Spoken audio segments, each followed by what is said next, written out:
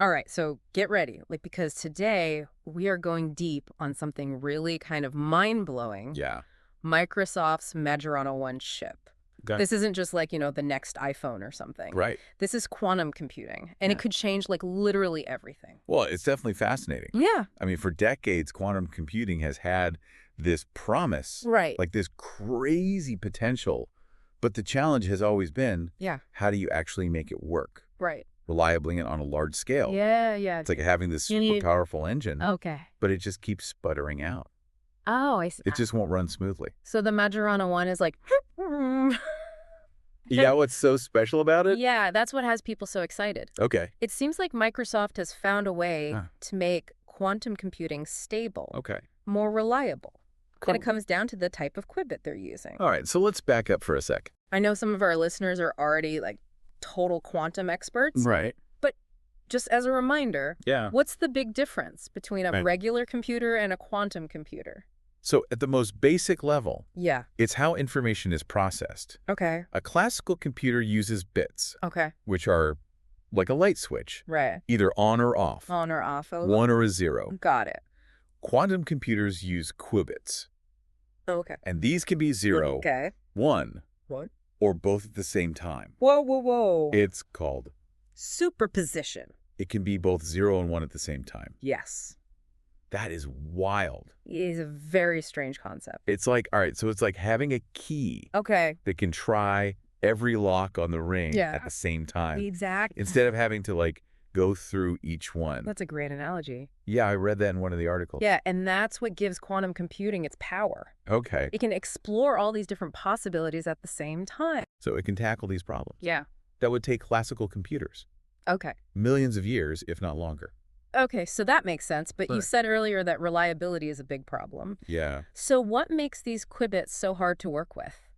Well, the big issue is that they're super fragile. Okay. They're easily disrupted by the tiniest changes in temperature, Okay. or even stray electromagnetic fields. Oh, wow. So think of a qubit like a paper airplane Okay. trying to fly through a hurricane. Oh, that's a good one. Yeah. It's just going to get tossed around. Yeah, it's not going to make it. Exactly. Okay, so then how does this Majorana 1 chip, how does it protect those qubits? So the Majorana 1 uses a special kind of qubit Okay. called a topological qubit. Topological qubit. All right. And it's based on this unique particle Okay. called a Majorana fermion. Okay, now we're getting into some really, really out there stuff. Yeah, it gets pretty wild. Yeah. So what is a Majorana fermion? So imagine a particle that's both matter Okay. and antimatter Okay. at the same time. Both at the same time. Yeah, it's like a superhero who can create chaos Uh-huh. and neutralize chaos Okay. with equal ease. So it can do both. Yeah, Wow, that's trippy. that's a Majorana fermion. Okay. And in this Majorana chip, Yeah. these particles actually form the basis Uh-huh. for these super stable Yeah. topological qubits. So instead of the paper airplane, Right. we've got more I don't know, a spaceship or something. Yeah, something much more robust. Yeah. The Majorana fermions kind of lock in Uh-huh. the quantum information, Okay. making it much more resistant to errors. So they're protecting it. Exactly. Right. So all this is happening Yeah. inside this new material Us. called a topoconductor. Yes. Right. Yeah. And that's what makes this chip so special. Exactly. Microsoft basically invented this new material Wow. for the Majorana. Okay, so full disclosure. Yeah. When I hear topological superconductivity, Uh-huh. I feel like I need a physics PhD. It's a mouthful. Yeah, to even understand what that means. Yeah, it's a very complex concept. So can you break that down for us? Sure. Non-physicists? So imagine a highway Okay. with zero friction. Okay. Information can move along it Uh-huh. at incredible speeds Okay. without any loss of energy. Oh, I see. So that's kind of what a topoconductor does. Got it. So it's like a superhighway, Yes. but instead of cars, it's Right. quantum information. Zigzagging along. That's a great way to think about it. Yeah, okay, that makes sense. So that smooth resistance-free flow Mm-hmm. is key to preserving these delicate quantum states Got it. within the chip. Okay, so this is all starting to click for me now. Good. So the Majorana 1, Yeah. by using these topological qubits and topoconductors, Right. it's basically taking on the biggest problem. The biggest hurdle in quantum computing, Yeah. which is keeping those qubits stable. That's exactly it. Wow. It's like finally figuring out Okay. how to build a foundation Uh-huh. that can withstand an earthquake. Wow.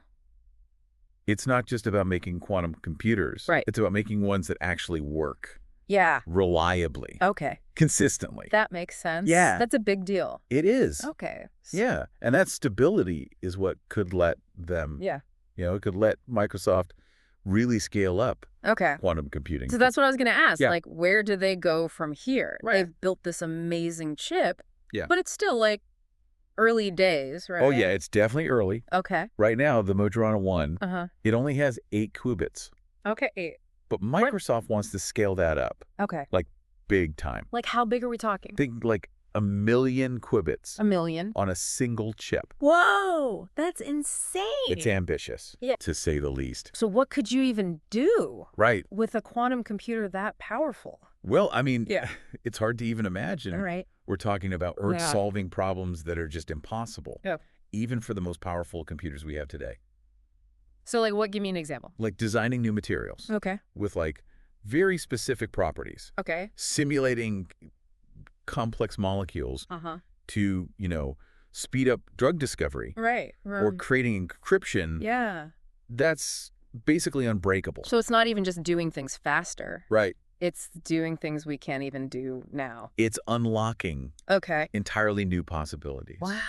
Yeah, in like science, medicine, material science, everything. It's kind of scary, but also really exciting. It is. It's a potential game changer. It makes you wonder, like, what kind of future we're moving towards. For sure. One of the articles talked about how Majorana 1 could lead to, like, personalized medicine. Sounds like straight out of sci-fi. It does, but it's a real possibility. Okay, so what does that even mean? So personalized medicine, Yeah. it means treatments Okay. that are tailored to your specific Okay. genetic makeup. So not just like a one-size-fits-all drug. Right. It's about understanding diseases Yeah. at a molecular level Okay. and developing therapies Got it. that target the root causes. Wow. So it's like medicine that's made just for you. Precisely. That's incredible. Yeah, it could totally revolutionize healthcare. And what about this unbreakable encryption? Right. I mean, that sounds huge for cybersecurity. It is. It has big implications. For good and bad, right? Yeah, for sure. Yeah. Quantum computers Yeah. could break the encryption we use today. To protect our data and stuff. Yeah, everything we rely on. So that's bad. Right. But they could also enable us Okay. to create new encryption Uh-huh. that's virtually unbreakable. So it's like a double-edged sword. Exactly. It'll change the security landscape. For better or worse. It's a challenge and an opportunity. Yeah. Okay. So it's amazing to think Right. that all this potential Right. is coming from this tiny chip, This one little chip the Majorana 1. could change everything. It feels like we're just at the beginning. Oh, absolutely. There's something huge. Just scratching the surface. Okay, so this isn't just like one isolated breakthrough. Right. There's a ton of quantum computing research happening Yeah, all over the world. with different companies, different approaches. Exactly. It's a very competitive field. So it's like a race It is. There's a race. to achieve what they call quantum supremacy, Yes, quantum supremacy. which basically means, A quantum computer that can outperform okay, the best classical computer. so it's not just, will it change the world, Right. but who's going to lead that change? That's the big question. Yeah. And there are a lot of players. Like who? You've got Google, Okay. IBM, Intel. Okay. They're all making progress. But Microsoft's a contender Oh, for sure. with this Majorana 1. With their unique approach. Okay, so what are some of the other approaches? So there are a few. Yeah. One of the most common Uh-huh. is superconducting qubits. Okay, superconducting qubits. Yeah, that's what Google and IBM are using. And how is that different? So superconducting qubits, Yeah. they rely on materials Okay. that exhibit superconductivity. Superconductivity, what's that? It's where electrical resistance Huh? drops to zero Okay. at very low temperatures. So they're trying to create that same Exactly. stable, low noise environment It's all about stability. for the qubits, Right. but with a different method. Different approach. Yeah. Okay, and are there other approaches too? Yeah, there are a few others. Like what? Like trapped ion qubits. Okay. They use individual atoms Uh-huh. trapped and controlled with lasers. Whoa, with lasers. Yeah, pretty cool. That's wild. And then there are photonic qubits, Okay. which use particles of light Particles of light. to carry information. That is so far beyond anything I understand. It's cutting-edge stuff. Wow, so many different ways. Yeah, a lot of different paths. To get to this quantum future. To the same goal. So there's a lot of excitement in this field.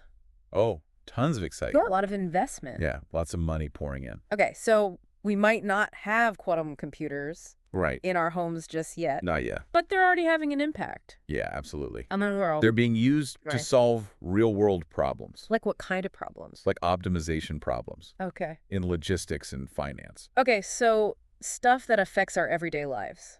Yeah. Even if we don't see it. Behind the scenes. Okay. But that impact's only going to grow as quantum computers get more powerful and more reliable. It's really fascinating to think about what all the possibilities are. Yeah, it's a huge untapped potential. So where do you think quantum computing is going to have the biggest impact? In the near future. Yeah, like the next few years. Well, I think we'll see. Yeah. Big advances in drug discovery. Okay. And material science. So like designing new drugs. Okay. New materials. Got it. Leading to breakthroughs. Okay. In medicine, energy, manufacturing. It's lots of different fields. Yeah, it'll have a ripple effect. Okay, what about artificial intelligence? Yes, AI. Yeah, how's quantum computing? So that's another huge area. Okay. With tons of potential. So how, quantum computers could be used to train AI models on these massive data sets, leading to breakthroughs in machine learning. Yeah. Problem solving. So this is happening now. It is. It's not science fiction. Right. This is the real deal. This is happening right now. Yeah. The quantum revolution is here. Okay. And it's only going to accelerate. It's pretty wild to think about. It is. It's both exciting and a little daunting. It's like a lot of change coming at us. A lot of change. But we've got to figure it out. We do. We have to embrace it and steer it in the right direction. In a positive direction. Yeah. Okay, well, this has been a really incredible deep dive. It has been. So thanks for all your insights. It's been my pleasure. Yeah, it feels like we're on the edge of, something massive. It does. We've talked about the science, the potential, the challenges, the whole race to quantum supremacy. Right. It's a lot. It's a lot to process. It really is. And it's easy, I think, to get lost in, the technical stuff or the hype. Right. But I think it's good to, take a step back and ask, what does it all mean for us? Yeah, for people. Yeah, for us as individuals, for society as a whole. Right, it's cool to have this new tech. Right. But what are we going to do with it? It's about how we use it. Exactly. That really matters. Yeah, and we've talked about, the personalized medicine. Right. The cybersecurity stuff. Right. Right. But there's got to be... There's so much more. Other areas where this could have a big impact. Absolutely. So, what else? So, think about climate modeling. Okay, climate modeling. Yeah, with quantum computers, we could create, these super detailed simulations of Earth's climate. Okay. And that would let us understand climate change better. Okay. And then, come up with ways to, fight it. Mitigate it. Yeah, mitigate it. So this could help us... Potentially, yeah. Tackle... one of the biggest problems. It's a powerful tool. Facing humanity right now. It really could be. Wow, okay. And it goes beyond that. Okay. Think about, optimizing complex systems. Okay, what kind of systems? Like transportation. Okay. Supply chains. Global supply chains, wow. Yeah, quantum computers. Yeah. Could help us make them more efficient. So it's I don't know, having a crystal ball. It's seeing the best path forward. To make the best decisions. Exactly. Better decisions in business. In government. In healthcare. Oh, wow. It can change a lot.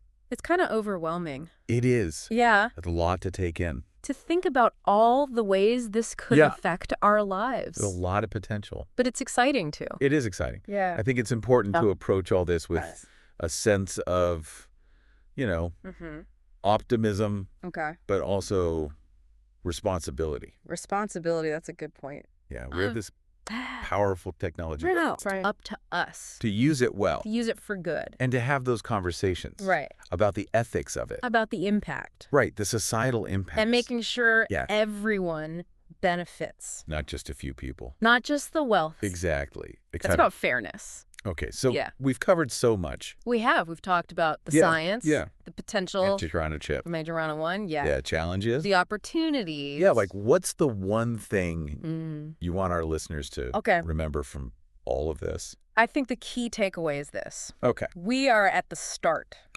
of a revolution. A quantum revolution. A tech revolution. Yeah. That could reshape the world. And the Majorana one is like... It's proof. A big step. That it's possible. Yeah. That quantum computing... That we can do it. Is actually going to happen. It's not just theory anymore. Right. And it's going to touch every part of our lives. Yeah. Wow. That's a pretty powerful message. It's exciting. It is. And a little scary. A little bit, yeah. But mostly exciting. Mostly exciting. All right. Well, this has been amazing. It has. Thanks again for sharing all this with us. My pleasure. And to everyone listening. Yeah. Thanks for joining us for this depth dive. Yeah, thanks for listening. Into this incredible world of quantum computing. It's been a journey. If you want to learn more, we encourage you to check out the source material. We'll link to it. And just keep exploring. Keep learning. Keep questioning. Yeah, and keep wondering. Until next time.